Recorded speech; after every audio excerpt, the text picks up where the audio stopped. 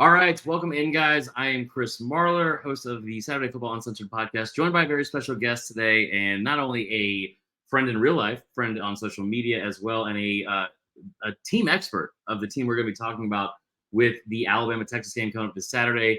Clint Lamb, how you doing, man? I'm doing good, Chris. How you doing today, brother?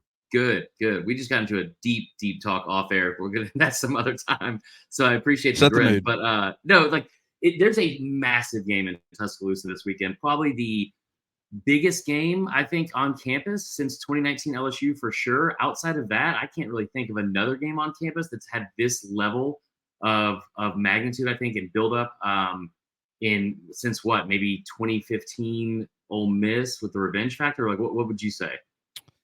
Yeah, that's a great question. And I mean, it's like the number 11 team in the country, so it's not like it's like Right. 3 versus 4 or something like that. And when you look at the way that it will actually impact the season, both of these two teams, either one of them could lose and still make the college football playoff. They could still make Right. their conference championship. So it's not important as I wouldn't say that it's quite LSU 2019 just because that impacted everything. Yeah, it But was I later in will the year. say the hype and the fact that you've got so many different storylines with, even the backup quarterback for Texas with Arch Manning, Steve Mhm. Sarkisian, Kyle Flood, Bo Davis, Keelan Robinson now being over there. There's That monkey with the stripper with the monkey. yeah. Oh yeah, Jeff Banks. Yeah, Jeff Banks. That's I mean, yeah, there's been a lot of crossover, and I think that Steve Sarkisian, I mean, when you look at the roster, it's kind of built like an Alabama roster. And I Mhm. think obviously that's the goal. Kirby Smart went to Georgia with the same intentions. Steve Sarkisian goes to Texas. They're up front, especially. It looks a lot more ready to come into the SEC than it has in recent years. So, yeah, I mean, it's on paper, it's one of the best matchups we've seen in quite a while. Yeah, I would agree. Before we get into the actual Texas game, week one, MTSU Blue Raiders, obviously a big week one win for Alabama. There was talking season is going to be talking season. We all know what the main sticking points were with this team coming into the year. What were your biggest takeaways from that week one? I know we brought up on the podcast this past week and something I put up on social media as well. What I was most impressed by outside of the Jalen Milroe stuff, 2 penalties for 19 yards, fewest in the last 50 total games. Your third down conversions were 77%, third highest in the last 10 years. What were your biggest takeaways from week one of the season? Yeah, Jalen Milroe was certainly a storyline, right? Because Mm-hmm. not only did he start the game, but he was kind of viewed as the guy. I would say that the competition is technically still ongoing if you were to Mm-hmm. ask Nick Saban, but it really doesn't feel that way. Like it's going to take at this point Jalen Milroe doing something really wrong to Right. lose the job, rather than someone else being continued to give opportunities to step up and win it. And I think that that's a key difference in kind of what we were expecting. But not only that, but just the way that he played. Do I think that Right. he played perfect? No. I still think pre-snap, post-snap reads, processing, working through your progressions. There's a lot of things that he could still, do better. But I don't think Alabama made a full commitment to calling the offense to play to his strengths against Mm-hmm. MTSU, and I think that was by design. Right. They didn't want to show or reveal Texas what all they're going to be doing with him, and so you only saw a couple of design runs. Like I said, that's by design. Mm-hmm. And so I think that you could get, even though the competition might be a lot better, I think you could still get a better version of Jalen Milroe because they're going to be playing to his strengths more in these types of settings.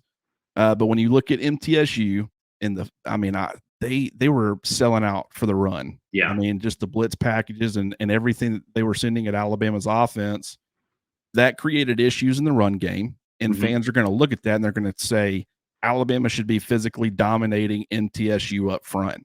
This is an offensive line that we heard a ton about, and we're not getting the kind of performance that we were Push. expecting. But I think even though Texas is a lot more talented than MTSU, the Blue Raiders could commit to having that scheme or that approach when a lot of your bigger programs wouldn't, because of what you have to do. If you're going to sell it to stop the run like that, you present a lot of opportunities downfield, which Alabama started taking advantage of.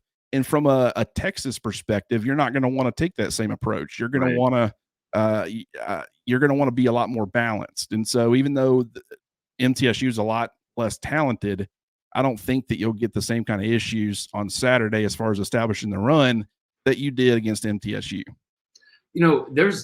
I completely agree with you. That kind of puts my mind at ease. I know that going into the fourth, I think they had less than 5 yards to carry, and you obviously end up over that in a little bit of garbage time stuff. But that's a really good point. Something I saw that you have posted on social media about, which is a position battle, right? You've been talking about this for, I think, since going into the season, obviously. And there's a lot of position battles I think that are going to be important to this game. But what's the one that stands out the most to you that is going to be most important to deciding who wins the game? That's actually a really good question too, because I think a lot of your battles have been taken care of. Like quarterback seems to be complete. It looks like Caden Proctor is going to be your starting left tackle this year. You look defensively, Terry and Arnold, assuming health from everybody, he's going to be the starter at outside corner. He's performing really well. Now you could see him play some star this weekend, or quite a bit of star, depending on Malachi Moore and Jalen Key's health. But I would say the one that's still unsettled in my mind is inside linebacker, because I think Tresman Marshall, to me, he's a steady, reliable presence, much in the same way that like a Joshua McMillan would have been in 2019 had he not gotten hurt. Like, he's a veteran guy. He's been there. He's done it, but he doesn't do anything that really wows you. Right. Jahad Campbell has such a high ceiling at the position. A lot of other players have much higher ceilings at the position. I thought Kendrick Blackshire played extremely well when he came into the game. He's a ball magnet. He just seems to always be around the football. And I mean, he obviously makes plays. I mean, stripping the football from the receiver like he did, just a heads up play that makes a significant, or can make a significant difference in a game like this. But I would probably say with Jahad Campbell versus Tresman Marshall, I don't know how much Kendrick Blackshire is actually in the mix if everybody's healthy. I do think they needed to establish more depth there, and him coming along, if he can play with more consistency, that certainly helps. But I would say that Jahad Campbell and just what he can offer your defense as far as the experience as an edge rusher and being able to get after the quarterback, the athleticism, the length. He's a high caliber athlete and a potential high caliber player. And if you can get that next to Deontay Lawson, who is already one of the best linebackers in the SEC, and I think that if he continues on this current path that he's on, he's going to be one of the best linebackers in the country. If you can get quality play out of that other spot and an impactful player, I think Alabama's going to be in really good shape. But we don't even know if Jahad Campbell's going to play this weekend. Yeah. So and that's a incredible insight and breakdown. What I kind of meant was position battle from team to team. So like Texas versus Bama. So like receivers versus like you could have cut me off at any point in that like 5-minute spiel and be like, hey, I was just constantly writing down where I'm going to have to cut this in post-production. But no, it was all good information too. I talk really fast too, so it's not like I gave you many opportunities to cut in there. You're good. But as far as the actual position battles, I mean, there's a ton of them that are super interesting. I would probably say that the Texas receivers versus Alabama secondary, the fact that you're looking at a secondary that we don't know where guys are going to play, a lot of talent, a lot of depth, but they're dealing with injuries. I mean, Devontae Smith was supposed to be a big part of what they wanted to do, whether that be from a depth standpoint or a starting standpoint. You got Malachi Moore, you got Jalen Key. Jalen Key had the interception on Saturday. Really, really good player. I was more impressed with Key and Amos than I thought I would be, and I liked them a lot. And I viewed them as high-quality depth when they came into Tuscaloosa with a chance to earn a starting job. But I didn't think that either one of those two guys would necessarily be impact players, and I think they're both showing signs of being able to do that, especially Key. But, he's hurt. What do you do with Moore if Key misses in more plays? Do you kick him back to safety and move Terry and Arnold to star? Do you play Trey Amos, at that corner? Do you, put in Christian Story for Key like you did this past week? But with Texas, I mean, Isaiah Nair transferred over from Wyoming last year, ended up missing the entire year with a torn ACL. He's back. I wouldn't say, I mean, obviously he's not fully healthy. He's only a year removed from that, but he's like the wide receiver 6 right now. In Austin. I mean, and that should tell you this guy was supposed to be one of the better number 2 receivers in all of college football. and he's wide receiver 6. And you've Right. also got Jatavian Sanders there at tight end. Just so many different weapons and options for Quinn Ewers. And I'll be curious to see how they attack Alabama's defense. Yeah. And, we'll have to see how that plays out. But that's easily the most intriguing matchup. Yeah. So, and for me, because like Jatavian Sanders, I'm so glad you brought him up because I always say this when I talk about this offense, like everyone, hopefully by now everyone knows Xavier Worthy. Then you talk about AD Mitchell, who I'm sure Bama fans are pretty familiar with because of what happened in 2021. Really good receiver. He's wide receiver number 2. You got Whittington, who's a former 5-star that's like in year 18 of his career, and he's still there in the slot and whatever. And then you got more depth there, but like Sanders especially. What I wonder when you talk about the matchup, not just like who you're going to put on who, if it's in man, if you're in like what kind of coverage you're in, but at the same time, we saw last year with Sark, and we know, obviously as like people that have watched Alabama football, we're familiar with what he likes to do on offense. But last year it was, bringing all these people in motion, having wheel routes and misdirection, stuff like that. And you kind of had to because you didn't have as many dudes as you now. I wonder if it's more straight up this year. We're going to drop back Quinn Ewers, put him in pass pro, and see where we can like, if we need to take the top off the defense, or if it's something that is still going to be more misdirection and like, I don't say trick plays, but you know what I'm saying? Like, I wonder if that's what the offense looks like. The other question I have here before we close out here and get a prediction from you, I think Milroe is obviously the guy that most people are going to look at when they talk about this game and who needs to be, have a great game for Alabama to win. It's Jalen Milroe. Obviously, the quarterback position is the most important position in all of sports. But give me a guy that is on offense or defense that is the most important person to this Alabama team if they're going to win outside of Milroe. And then the other part of it is give me a surprise or maybe a guy that we're not mentioning enough right now that is going to have the biggest impact possibly in this game for Alabama. As far as, players going to have the biggest impact, I think it's difficult. I think you can look at a number of different players. I think Terrion Arnold is going to have to step up and prove some things. I mean, he played great last week. I've been a huge fan. I've been predicting a breakout. So this is not me saying that in a way like, oh, I'm still not seeing it. I'm totally seeing it. But I'm saying that from Texas's perspective, they're going into this game probably not wanting to throw the football a whole lot at Kool-Aid McKinstry. Right. And, with Xavier Worthy, a majority of his snaps are coming at right receiver on the right side of the formation. So that's going to be going against your left cornerback. That's Terrion Arnold. Now, granted, it is possible that he plays star, but if that happens, I mean, Worthy is a guy who kind of like that Devontae Smith, Jerry Jeudy, Henry Ruggs, not an overly big receiver. They move him around quite a bit. They try to create mismatches and opportunities for him. And so it doesn't matter if Terrion Arnold's playing star or on the outside, he's going to be facing Worthy at least a percentage of the time. Yeah. And so I think he's probably up there. Offensively, it would be Amari Nablack. I think he's going to play a huge role in this because, he's a safety blanket. And if you remember, Jalen Milroe has not been too fond of throwing outside the numbers so far. He's obviously showing growth in that area. He's showing a willingness to do that more. But, I mean, we saw that against MTSU in a much higher pressure situation. Will he revert back to being more of a guy who prefers to throw over the middle of the field and keep things in front of him? If that happens, that plays into Amari Nablack. He's a seam buster. He's a vertical threat from the tight end position. He's a big body problem in the same way that Jatavian Sanders is for Texas. And so I think that, the Longhorns will probably, use a variety of players, a committee approach to trying to get him covered. So you can't look exactly at a specific matchup, but I will say that just with his presence, I think he's proven that he could potentially be a matchup-proof guy where it doesn't matter who's lined up across from him. It could be Jalen Ford. It could be Jalen Catalon at safety. He's a guy that you're going to want to get the football to and allow him to make plays because he can do that, and he's such a mismatch problem. So I would probably say it would be one of those two guys, or you could just go offense, defense. Right. No, I think it's fair. And I love what we saw from Nyblack earlier.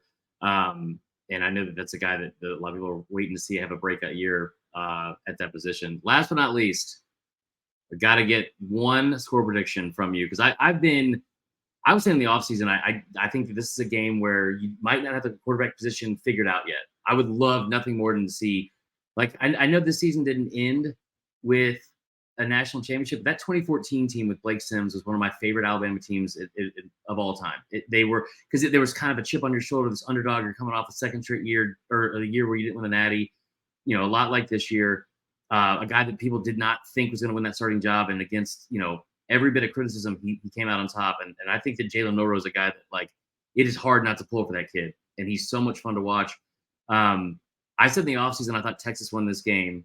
I thought they might win by 10 plus points because of the fact that I don't know what Bama's offense is going to look like. I don't feel that way anymore after watching week 1, but I want to hear your score prediction before I give you mine, and we'll close it out. Yeah, I'm going to get myself in trouble this week. I've already done this once, but I think that this game has a lot of similarities to Georgia, Oregon last year. You got the number 3 team in the country going against the number 11 or 12 team. There are some differences. Quinn Ewers has been at Texas. Bo Nix, it was his first game at Oregon. He was still getting used to the weapons, but just everybody was questioning Georgia in the same way that they're questioning Alabama now. This was before back-to-back national championships. They'd only won 1. They weren't considered this team that would automatically reload every year, even though that they recruit really well. Right. So, it was like Stetson Bennett's now the guy. He doesn't have the all-world defense to bail him out of a lot of these situations. He didn't have, there's some question marks with the run game and the offensive line and the weapons outside of Brock Bowers. So there was some, can Stetson Bennett win when everything is put on his shoulders and he didn't have all the complementary pieces? And they used that Oregon game in week 1. This is week 2, but with the way that both teams played, Rice and MTSU couldn't take a whole lot away from that. This is the kind of, I've said all offseason, as far as the offensive line wanting to bully people and push people around, everybody's like, we didn't see it in the A-Day game. Well, I don't think that's where they want to announce that. Right. We didn't see it against MTSU. I don't think that's when they want to announce that. I'm sure they would have loved to have had more success on the ground, but I don't think that it was as key to say we are back, we are that Alabama that we used to be in those types of settings. This would be the type of game where you hit somebody in the mouth and you say, we're back to being the old Alabama. This is a respectable team, a very respectable team on paper. They're going to win a lot of football games. They've got a lot of talent. And I've also compared, as far as on paper, this Texas team to like a 2016 Washington, where you've got a lot of Vita Vea, Buda Baker, Jack Browning, a good quarterback on offense, even though I think Quinn Ewers has a much higher ceiling. Yeah. Jake Browning was a reliable quarterback. Miles Gaskin, John Ross at receiver, a lot of players that made you question, how would Alabama match up against them? Alabama went out there and hit them in the mouth. And I'm not saying that they're going to run Texas off the field, but a lot of people are predicting a very close game. Some people are even predicting an Alabama loss or Texas to win by double-digit points. And, going into this week, I thought, I'm going to, go the other way. And I'm not saying, a 27-point victory, but I would probably say, 31-23 Alabama, where they cover the spread. But if some things go Alabama's way and they're able to do some things that I think that they can, I could see this being a 14-plus point victory for Alabama. Clint, I'm so fired up right now, and I'm so glad that I brought you on here, because I've been like negative Nancy about this for quite some time, and that's exactly what I want to hear. I think it's exactly what Bama fans want to hear. You know more about sports than me. And well, I can tell you right now, Chris, the second Alabama loses, if that happens, I'm getting blamed by everybody for throwing out rat poison. Could have been more wrong. But anytime we make predictions, I'm just sharing what I think is going to happen. Right. And you dial it back in, because you don't want to be the one that's like, I expect them to beat them by 40 points, and then they end up losing. And then you look it's like you try to be as realistic as possible. And there's a lot of reasons to pick Texas. Don't get me wrong. They got a very talented team, a lot of different ways they can beat you offensively and defensively. But just if we're correct in that this Alabama team is trying to establish a bully ball mentality and dominate and make people quit, this is the kind of game where you announce that to the world, and we'll find out. I think that it's going to happen, but they still got to do it. And we'll close with this too. I'll say this, like, I know that I will do this, but I'm going to implore every other Bama fan, if Bama does lose, that do not blame Clint Lamb. Okay, do what we need to do and what we always do, and that's be logical and reasonable. And we will blame Bill O'Brien and Pete Golding like we do for everything else. So, Clint, tell everyone where they can find you, all your stuff. You do a great job, obviously, at On3. I appreciate you coming on, man, and we'll have to do this again soon. Yeah, you can see my Twitter handle there at Clint R. Lamb on the screen. That's why you do that, by the way, Chris. I mean, you don't even have to say it. You just point and say that's where I'm at right there. If you want to Okay, you find know me. what? You also, BamaOnline, BOL. And if you're wondering my role there, I don't know. I think I'm Team listed as expert like sounds like. yeah. Well, I'm listed as video content. I'm the video guy, video talent, I think is my label over there. Ooh, Yeah, I'm a talent now, Chris. yeah, that's But yeah, you can find me at BamaOnline. You can find me over there at the round table message boards. We have a great time. I think I just released a piece talking about 4 players, Alabama players that fans need to be keeping an eye on. So definitely go check that out. And Chris, as always, brother, I appreciate you having me on. of course, dude.